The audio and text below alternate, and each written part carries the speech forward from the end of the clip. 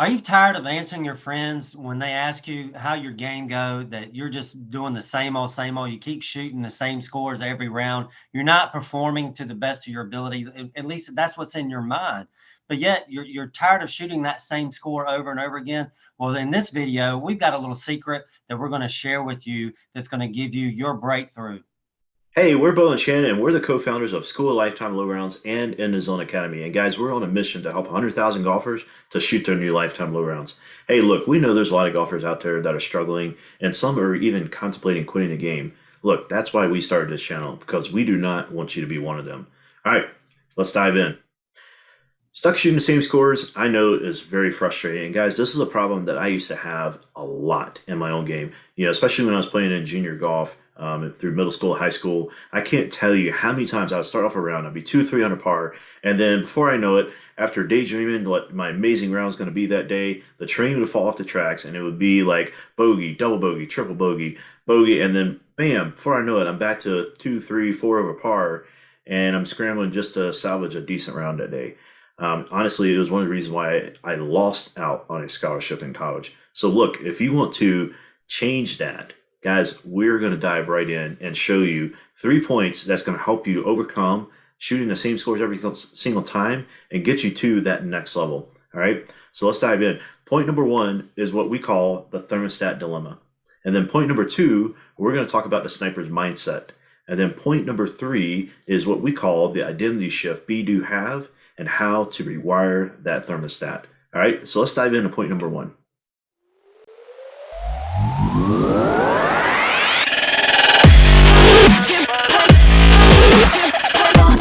So we're talking about thermostat, just like what's in your house. Think about it like when it's hot outside, what happens to the thermostat? Your air conditioner kicks on and drops it back down to the actual degree or temperature that you want in your house. And then if it's cold outside, then the heat pops on, for example, and gets you back to that same degree. Well, have you ever noticed that's what's really going on in your golf game? So what do I mean by that? Like, for example, the first 9 holes, you're playing lights out. And then you make the turn, and then your second 9 hole, you start spiraling out of control, just like what Bo mentioned before about double bogey, triple bogey, and you just can't recover. But see, what's going on is mentally you're expecting something bad to happen because you're not used to shooting that well and maintaining the entire round. But here's the thing: you've actually proved to yourself that you can shoot that well. So then you got to keep that same mindset throughout the whole round. If you do start off well and be like, okay, that's normal. That's what your normal process is. This is good. And you keep moving on. So then let's flip the switch. Let's go the other way. Let's say the first 9 holes, it's like you're sucking wind and you need to come up for air. And, if you feel like you're drowning, and then all of a sudden, the second nine, you're on fire. Well, what's going on? Your expectation's different going into the second nine. You got your mindset is totally set and focused. And let's talk about focus for a second. Your focus, and that is following one course until successful. So what you're doing is you're getting more dialed in. Your target's more dialed in and everything. But here's the trick. You got to take that same mindset and apply it to the first. So you have to switch both of them. And that's one way that you can do it. So then what about this? Then now you've got the person who then has the multiple fluctuations in their golf game. For example, it might be every 3 holes. 3 holes you play good, 3 holes you play bad, 3 holes you play good. And then all of a sudden you're just in that topsy-turvy, so to speak, mental mindset. But then you got to shift and get that. Remember what we talked about: focus, follow one course until successful, being dialed in, making the target be bigger, for example. But remember, aim small, miss small, and you can do that. So that's like your thermostat, and that's kind of how you control your thermostat. That's point number one. Absolutely. And guys, do give credit where credit's due. The funny thing about the thermostat, this is something that I picked up from Ed Milet, and he was teaching on this principle one time and in regards to just life and business. But my goodness, when I saw that, I knew that this thing also applied to sports too. And it is so true in a golf game. Exactly what Shannon just shared right there. It is so critical because when we operate at a certain temperature, which is basically our comfort zone in a game of golf, It is no surprise why we will go on the front side and shoot maybe a 38, 39, but yeah, on the back side we shoot 50, and we always end up in the same score range. That's exactly what's happening. And when we see those type of rounds, and we see those holes, and exactly what Shannon just shared, whenever we have a great set of holes, we're always looking to see, okay, when is that bad shot's going to happen? And sometimes we're programmed such a way where we keep looking for the bad shot to happen because we're not used to the new normal. So here's the thing, talking about when you're expecting something bad to happen, for example, how are you holding the club? Are you holding the club different? What is your emotion that's going on behind that? All that's affecting your club swing. Okay. And then you got to get out of that. So remember, confidence is everything when it comes to golf, and confidence is an action, and you got to take action. Which kind of goes into the next thing, and that is point number two. Shannon, you said you got sniper mindset. Take it away. With the mental thermostat, is, for example, it's like a sniper. Okay. I had a friend of mine who was out on a sniper range watching this sniper. He's shooting, for example, and he's aiming at his target. He's dialed in, he's locked in, he shoots, he misses, and then he just clicks. He gets ready, he aims again and fires again, and then he clicks, and he's just boom, solid as a rock. And he got done, and the guy looked at him. He said, "What? How? You totally missed the target the first time. You didn't even." What was going on? Why did you just keep going on? It didn't even affect you. That's amazing. And the next thing that came out of his mouth is so important, and this is how we apply it to golf. He said, negativity slows me down. You can't afford it when you're in a battle situation to be slowed down. So you missed it. You say, good, move on. And you aim and fire. And it's the same thing in golf. You miss it. It's like you're expecting that bad shot, or, with the thermostat. So, but now we're shifting gears. Okay. Let's say a bad shot just happened. All right. Let's reload and fire. Stay in the moment. Stay in your shoes. That's how you do it. What's important now? That's how you win. Win is an acronym. What is important now? And you've seen it, like, for example, with Tiger Woods. I've seen him shoot a 9 on a par 3. And the very next hole, he almost eagles the next hole. That's because he doesn't buy into that negativity. So don't buy into that negativity. That's point number 2. Yeah, one little piece on that really fast.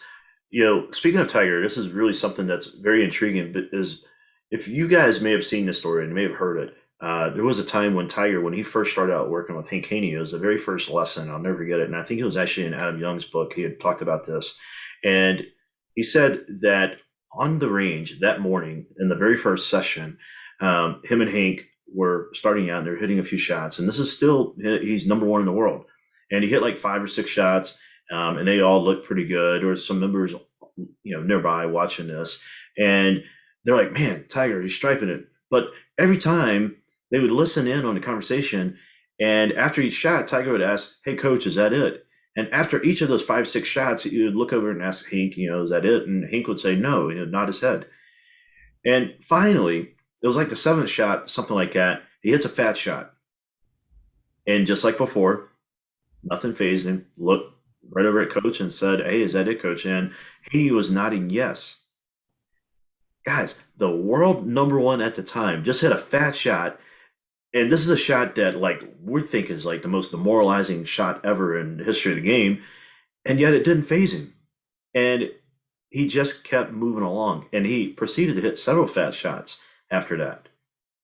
And he was the number one player in the world and one of the best all time when it came to approach shots. And that's something that has been backed by Mark Brody's research with strokes gained data as one of the big reasons why he dominated tour. But more importantly, what Shannon just shared was the biggest key. It was him being able to respond and move on after accepting it and not letting it phase him. So that was point number 2. Now we're moving into point number 3. But before we do that, guys, if you're enjoying this content, please make sure you subscribe, like this video, comment below. We definitely love to engage with each and every one of you. We actually personally respond to each of those comments. So we'd love to hear from you. Make sure you comment below. And again, make sure you subscribe to the channel so you can get more content like this in the coming weeks. That said, let's move now to point number 3. All right, point number 3, identity. Be, do, have. Now, you're probably wondering, what the heck is that? Well, guys, there's 2 ways that you can actually view the world. And this is something that a mentor actually showed me. And he said, Bo, there's 2 ways. One, you can see it from the world's view, and then two, you can see it from the biblical standpoint view. Now, before you sign off, let me explain. In the world, we tend to judge a person by what they do. So, in other words, the world standard is do, be, have, or do, have, be, actually, I'm sorry. So, what I mean, whenever you meet somebody, you'll say, okay, hey, my name is blah, blah, blah. And then the very next thing is what? They'll ask a question, hey, what do you do? And then based on that, you'll say, hey, I'm a doctor, or hey, I'm a mechanic, hey, I'm an attorney, or hey, I'm fill in the blank, whatever the case may be. And then based on what that is, then you be a fill in the blank. In other words, so what you do determines what you have, and therefore you be that person. So in other words, we're always judging and summing up a person based on what they do. That's the world standpoint. Now let's get to the biblical model. So in the biblical model, we look at it as be, do, have. So, and it's okay if you don't have this belief, it's totally fine, but just understand from a biblical standpoint what you be. So we be basically, if you're new in Christ, you are a new identity. Therefore, you are a son of God. And because of that, you have a new identity because it's no longer you who lives, it's Christ living in you. And so therefore you have a new identity. So you be a son of God or a daughter of God, right? Now, because of that, we're also commanded in James to become a doer or go be a doer of the word. So because you're a son of God, you go do the word, and therefore you have everything given to you by Christ, right? That's the biblical model. Now, you probably wondering, but what in the world are you talking about? Why are we going this route? Well, guys, it operates very much the same way in golf. Hear me out. Let me show you what I mean. So the reason why you shoot the scores that you shoot is because you be a 90s golfer. Or maybe you shoot in the hundreds. Well, it's because you be a hundreds golfer. Maybe you shoot in the 80s and you're stuck there. It's because you be an 80s golfer. Maybe you're a college player and you're wanting to get to the tour level and you're always stuck like in that 73 to 75 range and you can't get past par or shooting under par. Well, guess what? It's because you be a 73 to 75 golfer. Now, what do you mean by that? Here's what I mean. In order for you to change that, you have to become the person that you desire to shoot the scores that you want to shoot. Here's what I mean. I'll never forget. I had a conversation with one of my clients one time, and he hadn't broken 100 yet. And his skill level was basically the same skill level as someone that would shoot in the low 80s. Kind of doesn't make sense, does it, from a technique standpoint?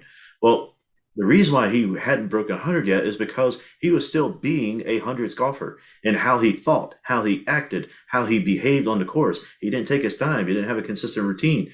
And then I asked him one day, I was like, look, the reason why you're not shooting the scores that you want to shoot is because you haven't become the person in order to fulfill the scores that you want to shoot.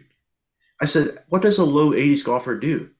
And then he explained it exactly what an 80s golfer would do. And I said, are you doing those things? He said, no. Then why would we expect anything differently? Okay. So that's what we mean by be, do, have in the golf world. Okay. So that's extremely important. And I'll never forget, we had a client one time, and this is going to be really huge because we're going to transition what Shannon's going to share on how to rewire the thermostat. And this is how you start actually changing your level. Okay. Now, there was a client that we worked with. He had two holes. It was always number 10 and number 11 that would give him the biggest frustration in his game. And he would turn the front side, maybe 37, 38, 39, do extremely well. But then number 10 and 11, it would not be uncommon for him to go double bogey or triple bogey or bogey, double, bogey, triple. It gave him so many issues. It would make his backside just go completely off the tracks. Now, what we were able to do was give him some strategies that would allow him to change his belief of those two holes, and then more importantly, how to overcome it so that he could shoot some of his best rounds. And one of the big keys is what Shannon's going to share right now. Yeah. So what are we called? We're called human beings. So we have to be, okay. All right. And you've heard the term fake it till you make it. No, it's not fake it till you make it. It's act it till you become it. Your behavior changes everything. And there's a phrase that says you can't wish your way out of something that you behaved yourself into. So you behaved yourself into this thermostat. So you got to behave yourself out of this thermostat. What do I mean by that? For example, in your brain, there's what's called a reticular activating system. Okay. And all it is, just in simple, it's a filter. It's how our brain filters. Now, let me explain kind of how this works. Your system that's on there. I'm going to explain the thermostat in a little bit different way. And that is this. For example, there's a couple, they just moved to the airport. They're living at the airport and it's real loud at night with airplanes flying in. Well, after about 6 months, they don't even hear the planes. They go to sleep. All right. Now, let's say in this particular situation, the wife, she gets pregnant. They have a baby. Now, what happens is when they have the baby, now she's got a baby in her room. Planes are still flying over at night, but here's the thing. Say 1 o'clock in the morning, the baby starts crying. Guess what? The mom wakes up. But the mom's not waking up when the planes fly over. But when the baby cries, the mom wakes up. Why? It's because she is recoding that brain with the reticular activating system and that filter that's there. And so that's what you got to do yourself. You got to do what you want it to do. Okay. That's exactly what Bo was talking about. This is how you control your thermostat and you start moving and changing it, is by acting it till you become it. It's your behavior that changes everything. Right, Bo? 100%. Absolutely. And guys, one last thing we'll share on this. I'll never forget, this is what the same mentor shared with me. He said, Bo, you as a person don't change in 5 years except for two things. He said, number one, the amount of books or knowledge that you consume. And then number two, the people that you associate yourself with. And this second point is extremely important when it comes to golf. Guys, when you think about that, how often have we ever seen, like on the PGA Tour, and you look at some of the brightest stars out there, and you trace back to their junior days, a lot of them were playing against each other. Now, isn't it interesting? Just like the old saying, iron sharpens iron, this principle is still alive today in very much the same way in your game. What does it look like for you? Well, think about this.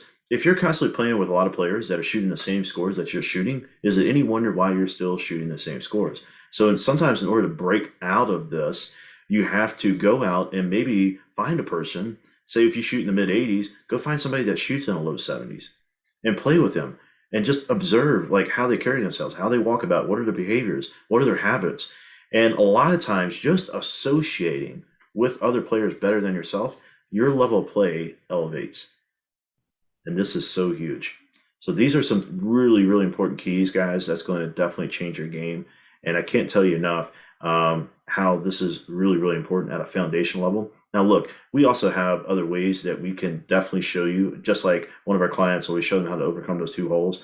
We go in depth on that, and we don't have enough time here to go fully in depth on that. But if you'd like to see more on that, guys, we put together a free training just for you. It's actually, in fact, Ben Hogan's secret that he swore that he would never tell anybody. In fact, he actually never even told his wife, but he hinted at it in a 1947 New York Times article. And we just recently discovered this. And guys, it's the foundation of what we teach in our one-on-one programs. So if you'd like to learn more about that, please make sure you go to consistentgolfsecrets.com/Ben's Secret. We're going to post that link just below this video. Go take a look at that. And I promise you, it's going to change your game forever. We'll look forward to seeing you right there.